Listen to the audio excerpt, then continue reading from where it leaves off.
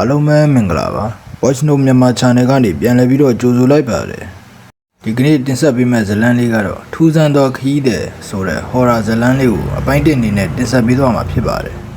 ဒါဆိုရင်တော့ဇာတ်လမ်းလေးကိုစလိုက်ရအောင်ညနေတဲ့အချိန်မှာတယောက်တည်းကားငါးစီးပူပါသလား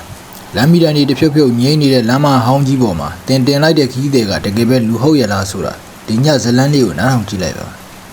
ကျွန်တော်နာမည်ကကိုထွန်းပါတစီမောင်းစားတာ9နှစ်ရှိပြီအဲ့ဒီညမိုးကလည်းတဲ့အချိန်ကလည်းည12နာရီကျော်နေပြီအိမ်ပြန်ဖို့ပြင်နေတော့လမ်းဘေးမှာထီးမဲလေးဆောင်ပြီးရက်နေတဲ့မိန်းကလေးတယောက်ကိုတွေ့လိုက်ရတယ်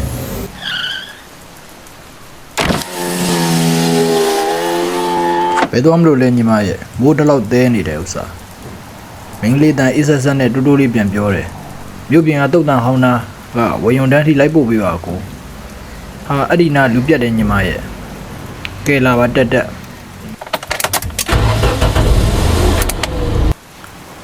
မင်္ဂလိကားဘောကတက်ပြီးမကြဘူးကားထဲမှာထူးထူးခြားခြားအေးစိတ်လာတယ်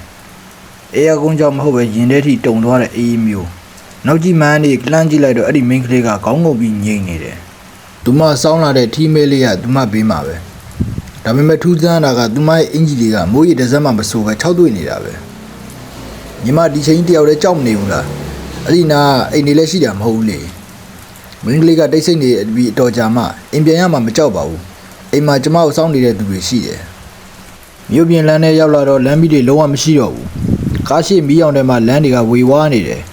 အဲ့ဒီအချိန်မှာကားနောက်ခန်းကနေပို့ဆောင်တန်းတစ်ခုရလာတယ်ကျွန်တော်နေမသာတော့တာနဲ့နောက်ကိုလှည့်ကြည့်လိုက်တဲ့အချိန်မှာဟမ်အနောက်မင်းကလေးဘယ်ရောက်သွားပါလဲနောက်ခန်းမှာတယောက်မှမရှိတော့ဘူးဒါပေမဲ့သူမထိုင်သွားတဲ့ခုံပေါ်မှာရွှွန့်နှုံတွေနဲ့ညီတွေပေပွားနေတယ်ပြီးတော့လက်ရည်နဲ့ရေးထားတဲ့စာရွက်လေးတစ်ရွက်ပဲကျန်ခဲ့တယ်စာရွက်ပေါ်မှာရေးထားတာကအကိုကားကမပေးနိုင်တာခွင့်လို့ပါကျမအင်းရှိရောက်ရင်အကိုကိုလာကြိုပါမယ်အဲ့ဒီချိန်မှာပဲကားမန်တကားကိုတယောက်ကခောက်လိုက်တန်ကြားလိုက်ရတယ်ဗီဒီယိုလေးကိုအဆုံးထိနားဆင်ပေးကြတဲ့အတွက်အထူးကျေးဇူးတင်ရှိပါတယ်ခင်ဗျာနောက်ဗီဒီယိုမှာပြန်လည်ဆုံတွေ့ပါအောင်မယ်